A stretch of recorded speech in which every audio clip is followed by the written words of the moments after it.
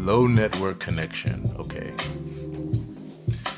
God as air from an atheist perspective. This is going to be a fun one. This is going to be so fun.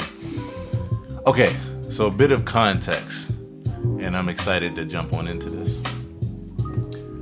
A bit of context. Hey, thanks so much for hanging out, everybody that's joining live. What's up? What's up? Here we go. God as air from an atheist perspective. So here's the context. If you don't really know my story, you can go to my YouTube channel, Aaron Hill TV, and there is a playlist there called Philosophy, Religion, Spirituality. And you can look there and you'll see videos there to tell you my whole story. But in a nutshell, I'm gonna see if I can do this. Let's see if I can do this Ace Ventura style. Here we go. So in a nutshell, I was raised Christian until the time I was about 22 years old. And then I started having questions. I think there might have been more like 21. I started having questions and I started studying other faiths. I read the other books out there, the Bhagavad Gita, the Lao Tzu, the Tao Te Ching. I studied the Upanishads. I studied, I have to do this in two breaths, or two or more. I studied the Quran. Hey, Eunice, thanks for hanging out. Studied the Quran, and then I took a religious studies course with Yale University, studied the Old Testament and New Testament, became one that was deep into what they call biblical historical criticism, where you learn about the context of things, and that takes you up to date.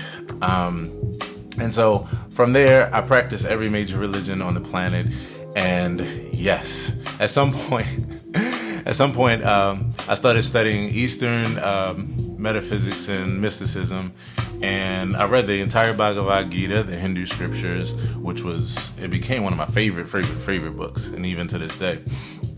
And then I went on from there. I studied even more Eastern mysticism, Buddhism, New Thought, religious science, science of mind, Zoroastrianism, like every damn thing you could think of. And so at some point, in going through this process, my goal was always to figure out why we believe what we believed. And there was a lot of things that didn't quite make sense to me. But anyway, you can watch the whole rest of that journey on my Aaron Hill TV channel. Look up that playlist because I don't want to do the whole video on that. But the reason why I'm giving that context was to say really where this came from. I wrote an article in 2013, and I just realized in going back to it that I never published it on like any other site. Right now I have it on medium.com. You can go to medium.com/Aaron Hill TV, and you can see my 4 books that I'm writing, as well as these kind of ponderings and all kinds of stuff. And so I was like, oh, I really want to share this with the people. And the reason why is this. So the background to what you're about to hear is that when I was Christian, my definition of God came from the Bible, and it came from, Christianity and that kind of thing. So the notions of sacrifice, the notions of being forgiven for sins through a blood sacrifice and those kind of things, just the whole nine. I don't have to tell y'all know. What's up, Fred? Thanks for hanging out. So, Fred, you say it's interesting. Just hang around for a couple more minutes, bro. It's really about to get interesting. So that was what we call, and just throwing out a couple terms here, that's what we call fundamentalism, right? And so I was a fundamentalist. From there, as things started evolving and as those ideas no longer made sense to me, especially the ideas of sacrifice and those kind of things, then I started getting into more so the Eastern philosophy. And in those philosophies, God is seen more as like an elemental being. God is more so seen as an ultimate reality, more so than an entity who judges you and sends you to heaven or hell, right? And so between that, and then it continues to expand to where God is seen as the universe, or God is just seen as all there is, it gets to this place, which I would call quite fluffy at times. What's up, Quincy? Thanks for hanging out. So yeah, from fundamentalism all the way to metaphysics, and New Thought, Eastern mysticism, those kind of things, right? Again, you can see the whole journey on my YouTube channel, Aaron Hill TV, philosophy, spirituality, religion. That's the playlist. Tells my whole story, right? So from there, I would say in about 2012, I started a Facebook group that Facebook group was called Let's Talk Universal Spirituality. And it was the time when I just deconverted from Christianity, and I was going through the process of understanding things in a new way. Hey, bro, thanks for hanging out, man. Can't wait to hear your 2 cents on this. So during that time in 2012, I knew where I was, and I was, oh my gosh, the stuff that I was learning was out of control, debunking so many things, so much. History is the problem, y'all. We don't understand history many times. You gotta study the history, the actual history, and understanding context of historicity. So at some point, coming through that, my idea of God evolved to be more so like an ultimate reality, all good, you know, and that kind of thing. From like a new thought place, new thought definition. And I started a Facebook group called Let's Talk Universal Spirituality. And I was afraid of judgment at that time, you know, because of the environment that I grew up in within the church. And a lot of my friends are Christian. A lot of you all watching right now are Christian. You know, it's like, it's normal, right? And because I was for over 25 years, it was a situation where I was a little afraid of what people might think. And then, of course, I also made my entire livelihood as well in the gospel world. So I developed a Facebook group that was a private group. And then I had an alias called Peace Jones. In fact, I'm going to use that name again. I'm not going to tell y'all where. Just look at the eyebrow. Yeah. If you've been following my other posts, you'll know exactly what I'm talking about and where I'm going to use that name. So anyway, I created this group, and that was my identity. And I was sharing a lot of things, and it was like a really, really like prosperous group as far as relationships, as far as people who were growing, who were searching for new definitions of God and that kind of thing, and just evolving spiritually, as they say. And so a lot of my Facebook friends even now are people from that group. So shout out to everybody who I met through the Let's Talk Spirituality group. It got to over 600 in size, and it was like an active, at least every day, like an active 70 people, like, which is a high ratio of people that are actively engaging and talking and conversing. I mean, we were literally like a family. And then at some point, I just kind of had no need to really, I got all of my findings, all of my aha moments, like I got it all out. And after that, I was just ready to live and just apply, you know, the things that I had learned, just back to life, you know, back to reality, you know. And so I stopped participating in the group, but it's still up. In fact, if you get a chance, go check it out. And I'm gonna paste these notes. Sorry that I'm going on so long, but I did want to give a little bit of context before I get into the notes that I just posted in the chat. And you can start looking at them and reading them if you like. So at some point with that family, I wound up moving back just to my regular Facebook page and doing things as normal. But the people were really appreciative of like the ideas. I was a bit of a thought leader in that group. And so the ideas, the philosophy, like people were loving it. So, hey, Michelle. Who else is here? Hey, Uriah, Paul, Randy. Thank y'all so much for hanging out. Charlene. So at some point, out of all of the writings, I saved a lot. And here's one that I want to share with you all. What's up, Denal? You're going to like this, bro. All right. So this was written in 2013. And the last thing, and then I promise I'm going to stop talking and get to this. The other reason why I wanted to share this is because I'm a person that supports people in their various beliefs. It might not be my belief. I might think that it's bullshit. But if it's not causing anybody else any harm, and if I don't see it doing terrible harm to a person, or that they're doing some maniacal crazy stuff, then hey, I accept and I try to support people. And so I'm a person that, although I'm a secular humanist and atheist, I believe that there are different ranges of the spectrums, not to paint a high or low or better or worse, but like different strokes for different folks. Different things speak to different people. And so that's that. So what I wrote here, although it's not my definition, and I forgot. I got one more thing I got to explain to y'all to get out of the way, and then we'll go forward. Although this is not in what I believe in, I think that this is really, really helpful for anybody who is fundamentalist and whose desire is either to move from fundamentalism to what they call metaphysics, or to something that I would say in many ways is like a more healthy or more practical definition, or somebody who's been feeling these same thoughts, and this is like confirmation to where, how it speaks to you and, what you believe and where you are. So that's why I'm doing this. God as air from an atheist perspective. Written in 2013, this was the last definition of God I had from fundamentalism to from a fundamentalist to New Thought mystic. Before I realized that it was so vague that I had no use for the term or concept. It wasn't half bad. It was just so gray that shortly after I had no use for the concept at all. And honestly, that for me is my feeling about like a lot of the new thoughts and the religious science of mind and kind of thing. I love them. All my friends, a lot of my friends are there. But I feel like sometimes it's this definition that's so vague, like, that God is the universe, God is life, God is this.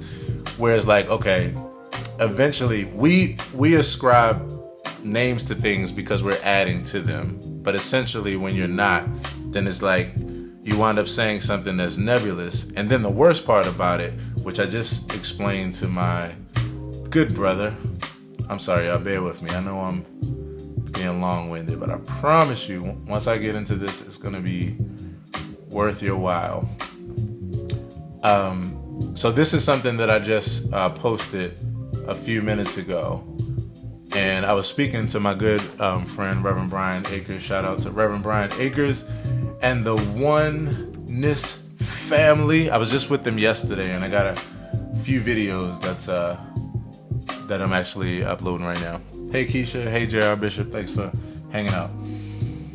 So I put something up. This was about the Course in Miracles, and I made a comment about it. And so I tagged my brother, Reverend Brian, and when he hit me back, this is what I said to him.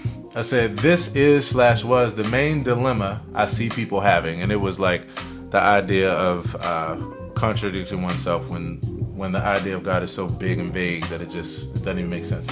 This is and was the main dilemma I see people having. But I actually feel the reason is because the term God can and therefore is used literally to mean anything and everything, which makes you question. Anything from our feelings to trees to the expression of love or hate when we want to see the bright side or when it works in our favor, to a being that has a linear thinking brain and hears you, knows the hairs on your head, to the coronavirus.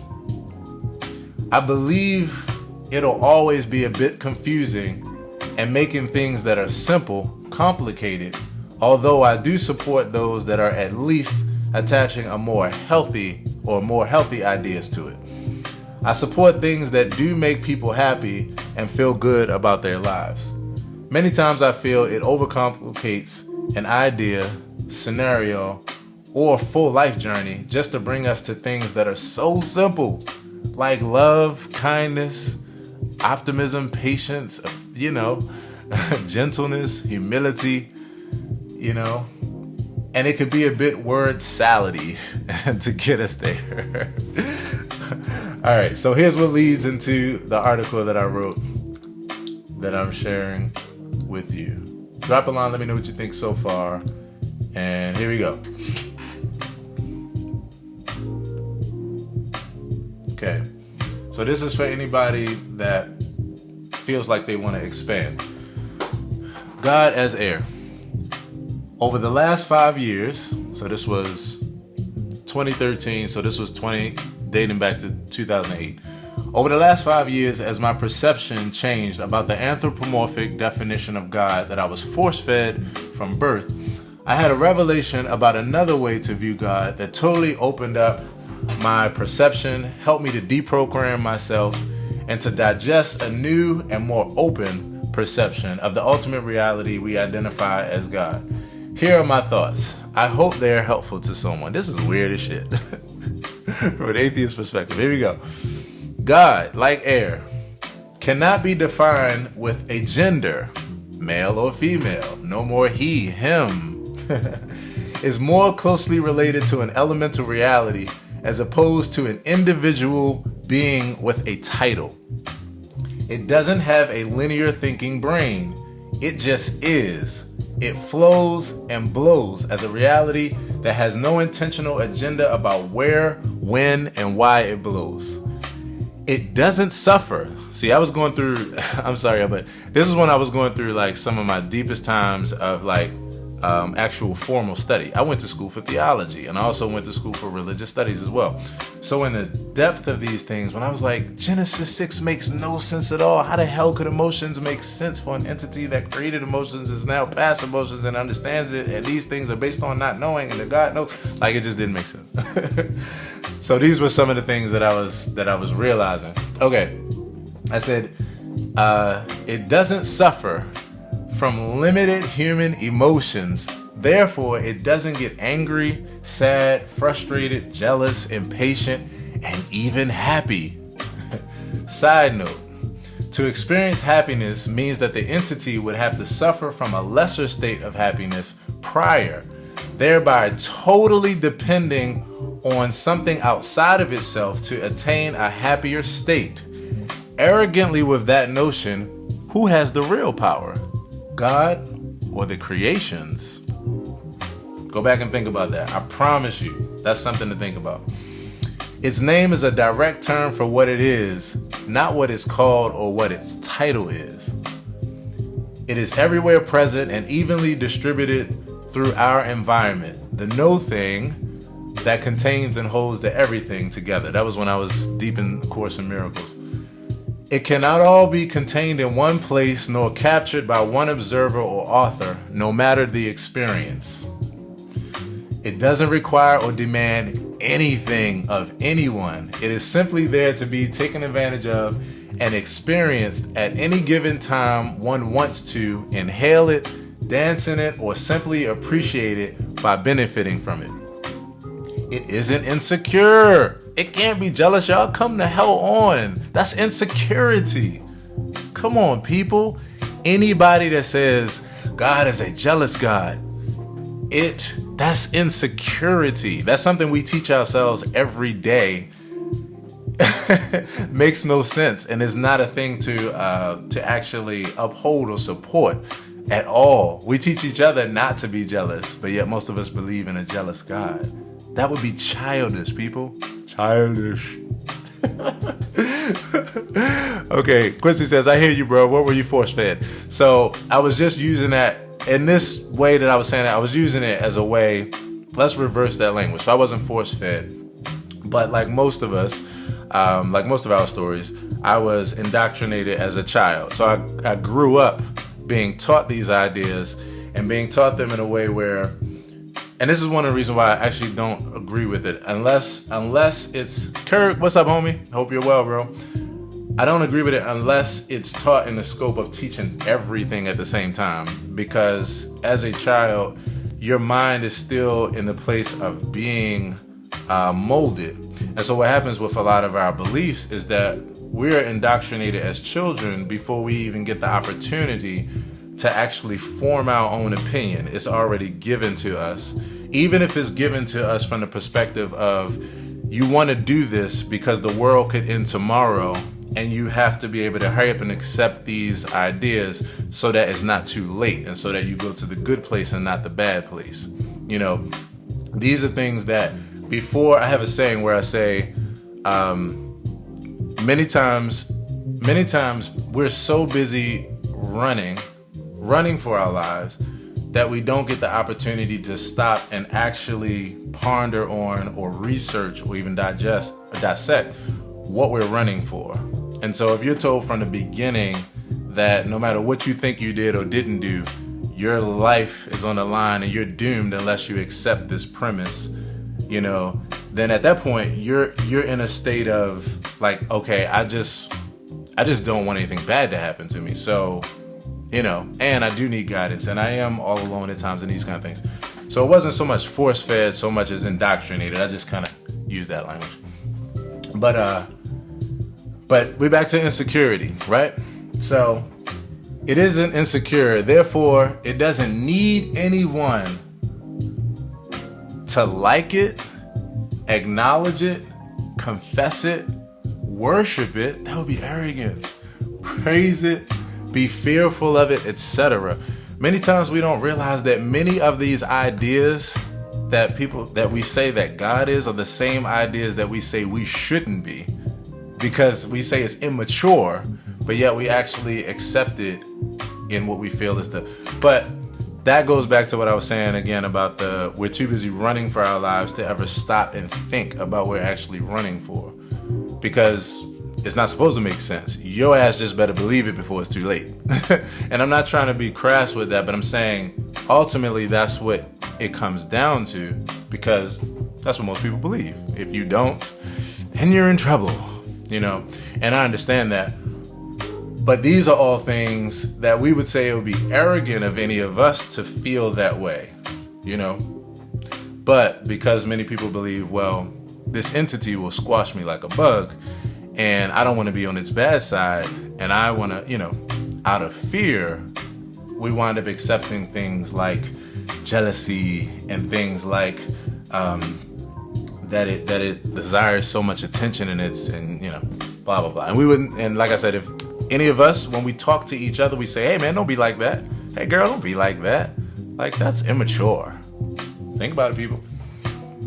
So it isn't insecure, therefore it doesn't need anyone to like it, acknowledge it, confess it, worship it, praise it, be fearful of it, etc.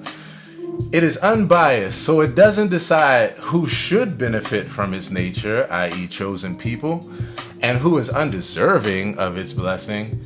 Air is simply there at all times for anyone who wants to breathe. It doesn't take actions as personal attacks, thereby not needing to forgive. It doesn't need to forgive. It doesn't take things as personal attacks. This is the thing that really brought me to a different place where I was like, yeah, this makes no sense. Omniscience and all these things that we believe as far as emotions, and it makes no sense. You would have, omniscience means before like most people believe that God knows the beginning and the end, or all things that will happen. So omniscience means that the entity would already know everything before it happened. So for it to actually have a response to something, for it actually to hand out rewards and punishment as if it didn't know, would be crazy. I'm just saying. And it doesn't take actions as personal attacks because it already knew before, thereby not needing to forgive.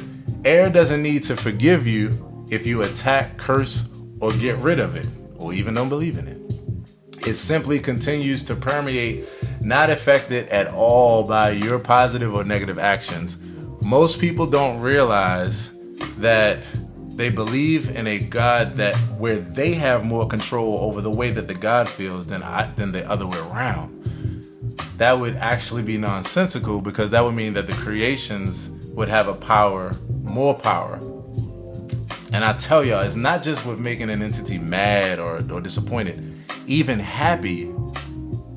That would mean that entity would be codependent on us. So it makes no sense.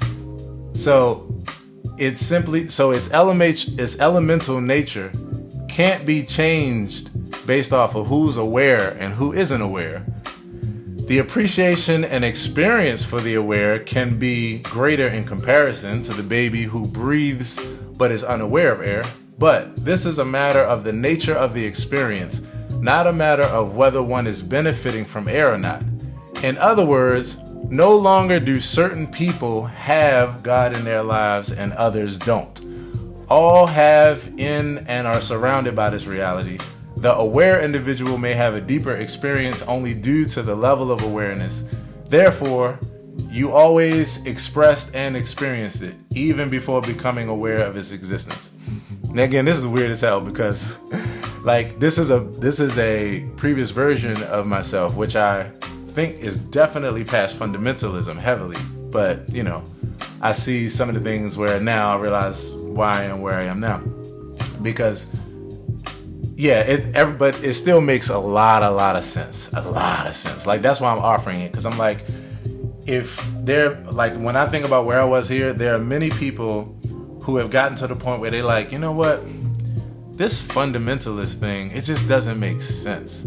Like, how does it make sense that two people effed up the world before I was born, but yet at the same time, somehow I'm held accountable for it unless I accept this. And in order to accept this, I gotta accept that this entity, like, had to die or kill some, like, and that doesn't feel good, because I wouldn't even kill anybody, but I can't question though, because if, you know, even though that doesn't make sense, but I don't want to, you know, wind up on the wrong side. So, like, this is why I'm offering this, because when I was there, this helped me a lot to be able to get out of that space and not deal with that cognitive dissonance and have something that was more healthy. So the next thing is, it needs nothing from you. Like love, it is in itself everything that it would ever need. Therefore, the projection of what to do with it is a responsibility, or better yet, a question that lies totally on the one who is aware of it. This being said, the only thing we could, and in my opinion should, do with air is to breathe it in deeply, take full advantage of it, constantly be aware of it in us, and let others know that they can breathe and that it is air that they are breathing. Right? Now, I love that, except for the only thing about that last statement is when I said let others know that it's air that they're breathing, that can easily be a very insulting thing, especially for a person like myself. And I'll tell you all something I said on a post the other day. So when it comes to the concept of prayer, right, whether a person believes in prayer or not, the one thing that pretty much can be understood across the board is that a person is extending their well wishes, right? Whether it's true or not, or whether anything is happening, that's a whole different thing. But the person is extending their well wishes. So because that's the case, there's a lot of times where a person who doesn't subscribe to these beliefs will be told by another person, like, I'm praying for you. And what happens is, and I said this on the post the other day, you have to understand where people are coming from, and you have to be mature about it, because many people don't know that actually is a complete insult to a person who doesn't believe that. One way to describe how it's an insult, even though it's not meant to be that way, is if someone was speaking to me and they said, all right, well, I'm gonna pray for you, and I said, like, all right, well, you know, definitely, thank you, I appreciate that. You pray for me, and I'm gonna think for you. You know, think how that felt. You know, that's how it could feel, because when you're talking about something like that, you're not actually acknowledging or accepting that the person has a different belief than you do, even though it's not meant to be an insensitive thing. So just think about that. That's something. So with this, when I said that let others know that they can breathe and that it is air that they are breathing, one of the other most insulting things is to tell a person, whether you know it or not, or whether you believe it or not, you know, God is taking care of you or doing something, you know, that kind of thing. And you shouldn't say that to a person. You know, you should just never say that. It's just an insult, even though it's not meant to be. All right, next premise, because I got a lot more to go, y'all. Thank you, Theodore, for hanging out. Thank you, Quincy. Quincy, I'm going to read your comments. I'm going to read everybody's comments, too. Dan Lee, thanks for hanging out. I'm going to read them and I'm going to respond. Okay, next thing. It can only be seen through its effects, similar to dark matter. Therefore, one cannot write stories about deities in an anthropomorphic way without the stories being obvious literary creations based on exaggerations of the imagination from one trying to explain something beyond the limitations of words and language with language itself, and seeing it through the eyes of being a human being and only being able to explain this idea from relating to it as like another human being. So what anthropomorphism means, if you don't know, is when you ascribe human-like qualities to something that you're saying is not human. So the idea of happiness, sadness, disappointment, rewards, and punishment, these kind of things, God was angry, God was sad, these would be anthropomorphic ideas. And I realized at this point, that makes no sense. Okay, here's a little analogy that I like to say. The one reason why omniscience and emotions, and a God that has emotions or reacts off emotions makes no sense, is because omniscience cancels out one of the very things that you need for emotions. And that is to not know and to be able to be surprised.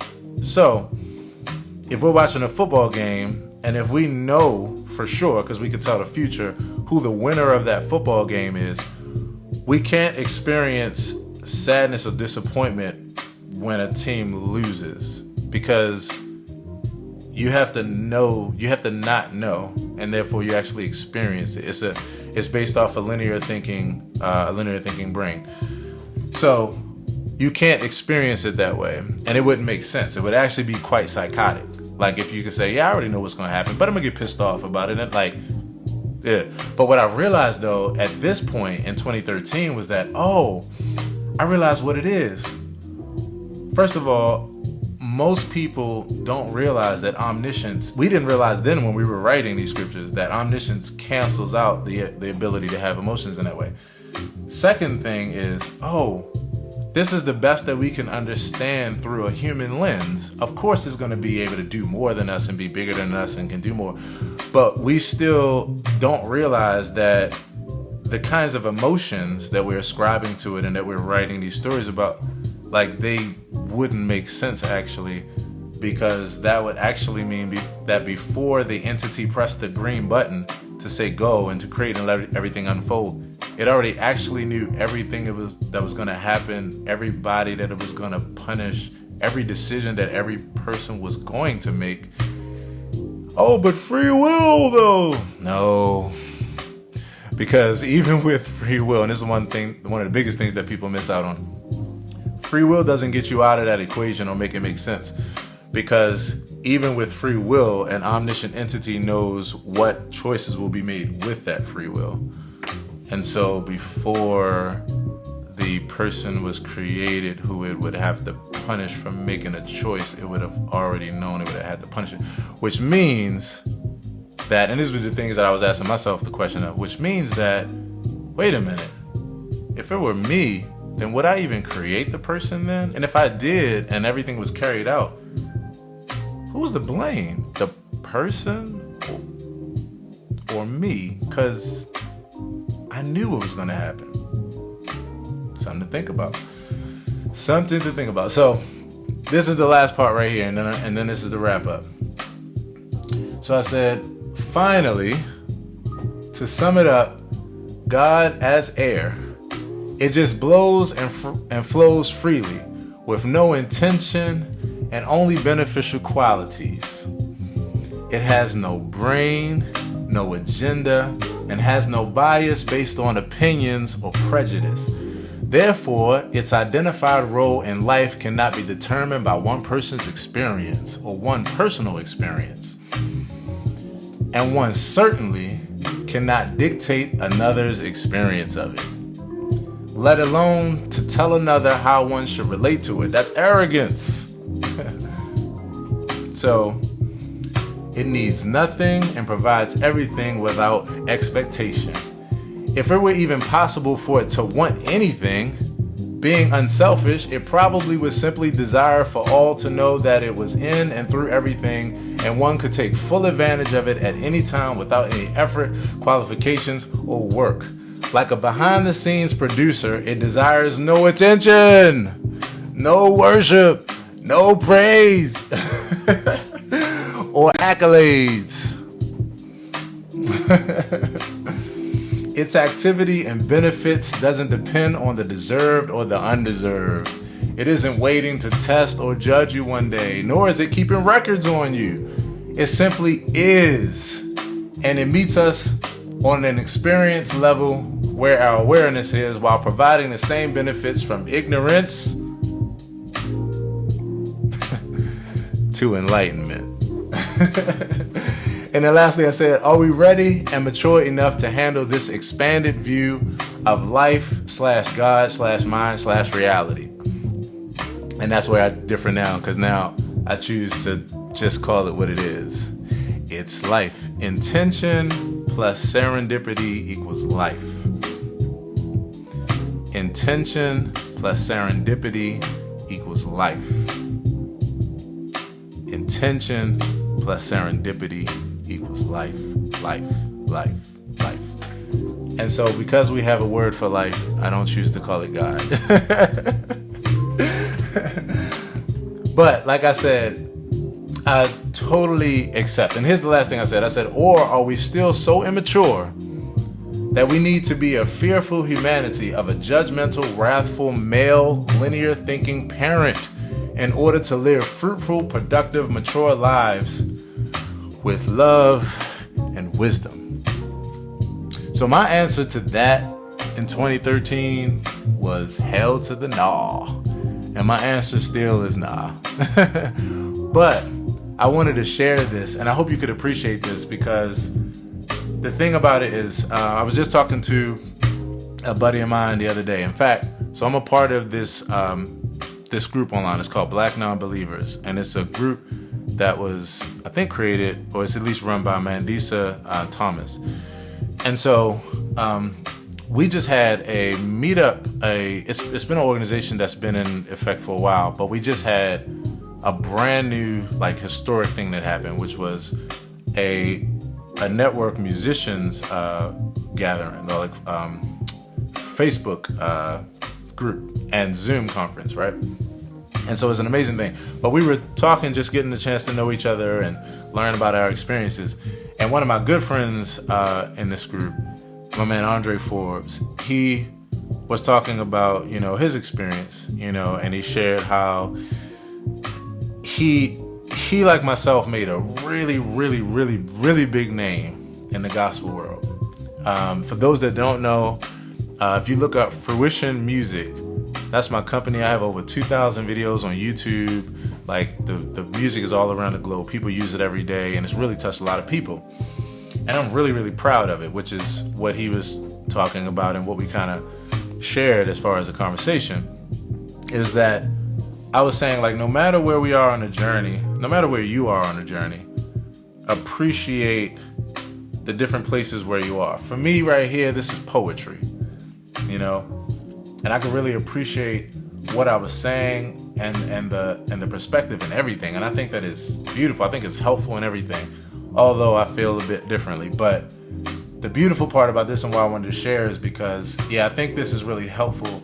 And to be honest, compared to a fundamentalist version, especially that I grew up with in traditional Christianity, this to me offers a much more healthier, outlook on things.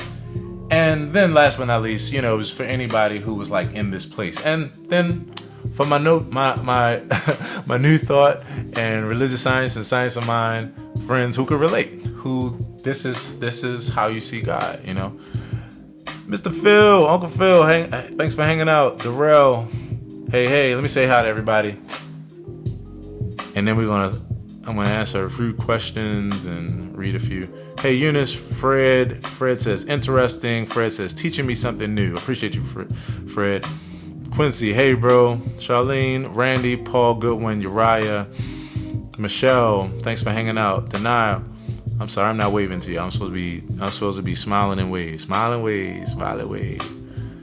Denial, Ken, okay, I'm not gonna be able to smile and wave right now because I realize I can't flip as fast. And a lot of y'all hung out with me today. Adrian, J.R. Bishop, Keisha, Matt, Kanice, Michael Orr, David Tisdale, Quincy. I hear you, bro. Oh, I answered that one already. So no, I wasn't force-fed, but what I was talking about was Christianity. Kirk Thomas, thanks for hanging out, bro. Eric Lee. Okay, Kanice says, I believe in God, but do believe God can be male or female.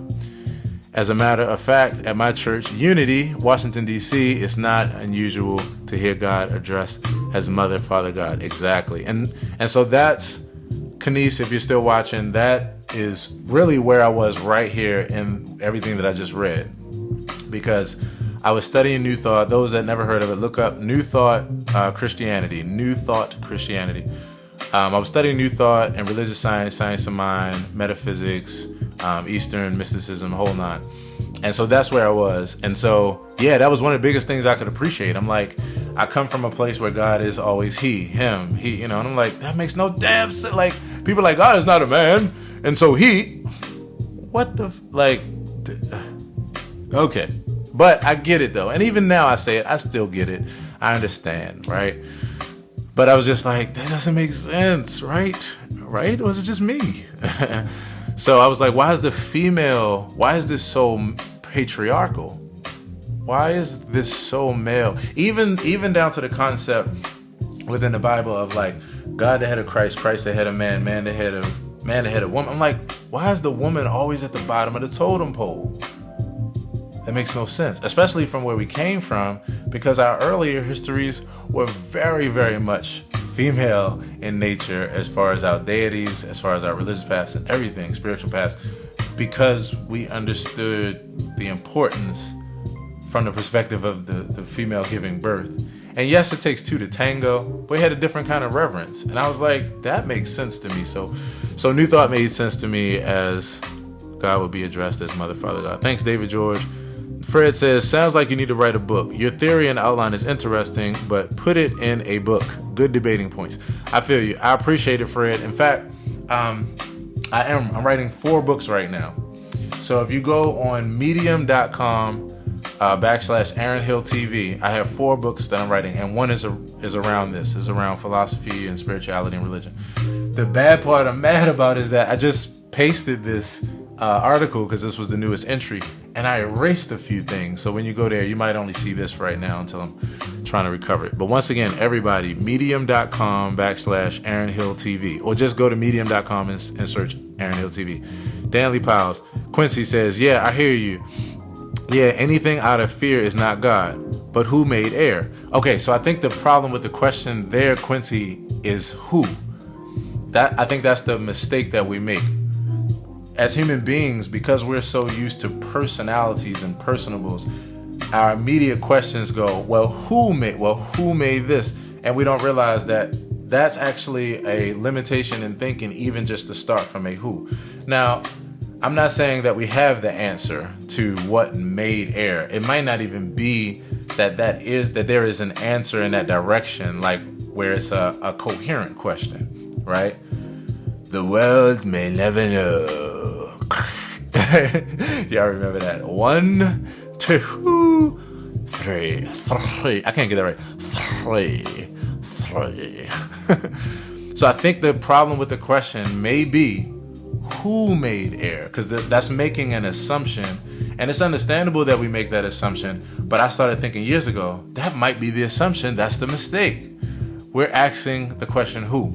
The other thing that I think that leads to is that we are, because our brains, because we have the ability, we're so self-conscious in a good way. Like we have the ability to be self-conscious and to understand that we can do certain actions that will benefit us in what we call a future, which is the now. And when does the future start? Now. And when does a moment end? We just judge it by experiences, right? So I realized that, this is just the limitation of how we put together things. And we're not comfortable with not having an answer for questions like who made air, or who am I, or what is my purpose, or why do I lie, or why do I tell the truth, or why do I do anything, right? We're not comfortable with saying, I don't know, or at this point to date, we don't know. We're not comfortable with that. So many times what we'd rather do is to have something that is in the place of that answer so that we can sleep at night. And not just sleep at night, but for many of us, so that we can actually feel good about doing good. I started thinking about the term or the statement, do good for goodness sake. And I started realizing, wow, that's a cliche that's so underappreciated. It's easy. It's easy to do good when you think you got a lollipop at the end of the journey, a reward. It's harder to do good when is not based on a reward. Like it's not based on a reward, and you're doing it for goodness sake. It's easier to accept rewards and punishments. And that's why I said, like, I accept it because I understand, again, different strokes, different folks. There are some people that will literally say, yes, if I didn't have Jesus in my life, I'd be out here raping and killing and murdering. And I say, please continue to believe in Jesus, because I'm for what will make a person be like they have some sense and to make some decisions that are beneficial. I don't need, those aren't things that I need in order for me to do right. But yeah, if that keeps you doing positive things and not robbing me or harming you, please, by all means. Now, I would say on the flip side, just don't judge. Not saying anybody here is doing that, but just in general, I'm like, just don't judge people who don't need the Scared Straight program in order to treat people with love and respect. You know, that's my only thing. Just don't judge people. So, Theodore Hunter, thanks for hanging out. Casey, my sister, thanks for hanging out. Mark Wilson, Ronaldo, Micah, Andy Pyatt, Nisha. So, Quincy says, what prompted you to go to seminary? Thanks, man. Very, very good question. I got to the point when I was about 18 where, and this is me, this is who you all know me to be. I'm a person where no matter what I'm studying, I'm applying myself to the deepest of deepest of deepest. So I was the dude that was like, okay, let me figure out all the laws and all the things. Let me write down this stuff so that way I put it on the wall. Like, it's 64 laws. All right, let me put them on the wall because I'm serious about this thing. Like, I want to make sure I'm doing this thing to the T. And I'm laughing because there's a thing in my head. I don't want to say it because I don't want it to be insensitive. But there's a saying. Don't take this insensitively. But there's a saying that somebody might ask a person a question like, what made you become an atheist? Like, how. Now, for clarification, there's two ways that many people use the term atheist, and this was what I was going to say earlier. One is a positive affirmation. The other, and not in a positive way, but I shouldn't say affirmation. One is a positive, making a positive claim, and the other is just a claim of honesty. So there are some people that use the term to say, I believe there is no God, right? And some people think that that's what all people mean by the term atheist, that I believe that there is no God. So that's a person saying that they believe that it can be proven, or that they're making a positive claim. The problem with that, and a person like myself has a problem with that, because I don't feel like that you can't prove that God doesn't exist. And I believe it's because of the nature of what the term God is, which is so many things to so many people, and it's redefined, and it means everything to people, anything and everything. So I believe that's why you can't prove that a God doesn't exist, in the same way that I don't believe that people who believe in a God can prove that a God exists. I believe that all of the stuff that people cite to date are either personal experiences that are anecdotal, or things that are based on other things that we can attest to, and we're just ascribing and saying, yes, that's God, or yes, that's how look at the trees, as they say. So I don't believe on either side that it can be proven or disproven. So one way that people use the term is to say, I believe that there is no God. The other way that people use the term, and this is the category I fall under, is I'm not convinced that there is a God. So there's a difference between saying I believe there is no God and saying I don't currently believe there is a God, or I don't believe there is a God. I'm not convinced there is a God. And that's, like I said, because all the evidence that people say to date is the same things I used to believe strongly years ago. I used to teach it. I used to actually be a minister and teach these things. But, at this point, I'm like, oh, this is what I was ascribing to this. And so, I feel like I was mistaken. And they're like, oh, I see, this is what I was doing. So anyway, that's that. So what prompted me to go to seminary was I was applying myself to the deepest levels. And I got to some points where, and the joke was, I meant to tell y'all earlier, the joke was, not to get offended by it, but they say, sometimes the person says, well, how did you become an atheist? And they say, well, because I actually read the Bible. Like, read it, like, cover to cover, studied it formally. Now, not everybody that does that obviously becomes an atheist, but they say the first way to make a person atheist is to actually read and study the Bible. Because I'll say this without going into it, because we'll be here all day. There's a lot of things when you study it formally that you don't realize are in there. There's a lot of things also that you realize were complete misrepresentations of the original text, and that kind of thing. And then you also learn things from a perspective of not propagating a belief, but actually studying the history, and then it all comes together. So anyway, I went off on a tangent, but that's what prompted me, because at some point I was applying myself to the T, and I was like, I want to go deeper with this. And certain things at that point, once I started studying it closely, that's when it was like, oh, so that wasn't just me. It wasn't just me when I was like, how in the world could an omniscient entity have a broken heart? How could its heart be broken in Genesis 6? That would mean it would have to actually, like, its heart is broken that there's evil in the world and that it's going to have to destroy the world. But it knew that because it knows all things before it created the first world. So why didn't it just skip the whole first part and just start at the people that would do right, so it wouldn't have to drown innocent babies and animals? And and so seminary, well, when I did religious studies with Yale University, then it was like, okay, I see why. Because here's my Ace Ventura moment. Because really a lot of these things come from the epics of Enuma Elish and the epics of Gilgamesh. When you combine that with the stories of Marduk and Utnapishtim, and you look at the Far East, when you look at the scrolls, the Dead Sea Scrolls and the Essene Gospel, when you look at the Lost Gospels, and when you look at the fact that over here, these were the stories that they told and they put together here. And so this was an evolving thought of this. So that's why when they got to this place, instead of seeing God in a monotheistic way, which Jews don't see God as monotheistic, is actually henotheistic.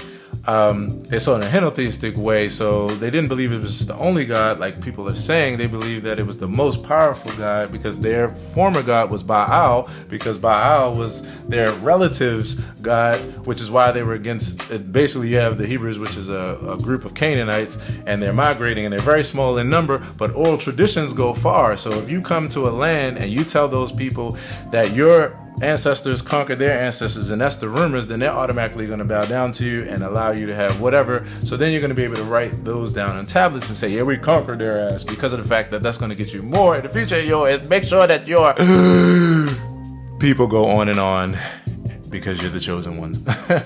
So all these things was like, and I was like, that's why I was feeling that way. That's why I was wondering, why is it that most Jewish people don't believe in Satan, but those of us that are Christian, and I was even thinking about myself at the time, I'm like, and we call ourselves perfected Jews, how fucking arrogant. But why is it that we believe strongly in a Satan figure and a devil, and most Jewish people don't? But we actually come out of the exact same source, like the exact same roots, the first 5 books that taught it. And I'm like, oh, it's because in the book of Job, the Satan it was actually called in Hebrew not Satan. It wasn't seen as a negative character. It was seen as a persecutor, not a prosecutor. And it was the person that was just tattletaling on people because it was on God's committee, and it never got thrown out of the sky because that was a Latin poem that came about the planet Venus. And so anyway, it's a lot, and I'm gonna be talking about a lot more, but yeah. So Andy says, I don't believe God energy is contained in the either or. God energy is both feminine and masculine. And so that, Andy, is exactly how things stacked up for me in this, and where I was when I was in New Thought. Sharice James, thanks for hanging out. Andy says, but it's not a physical construct. Crunch. Precious, thanks for hanging out. Rick. All right, so I'm done, everybody. I know this was long. I know it was drawn out. I knew this was going to happen. That's why I call it short story long, if you follow my podcast. If you don't, you suck. I'm just saying. I thank y'all for hanging out. For everybody that's watching this now and watching this afterwards, please take it from the top. Drop all your thoughts. I want to talk to everybody about this subject. So drop all your thoughts because I respond to all comments. And yeah. So that's it. And this is once again on my Medium account. Go to medium.com, look up Aaron Hill TV, and you can read this article as well as the other 3 books that I'm writing. And those are around my quotes and my shenanigans, my humor, ponderings, and these kind of things. And I think that's about it. God is air from an atheist perspective. All right, y'all. I'll see y'all later. I'm going to do self-care journey today. Stay tuned if you're hanging around. We'll be back in a few. Peace.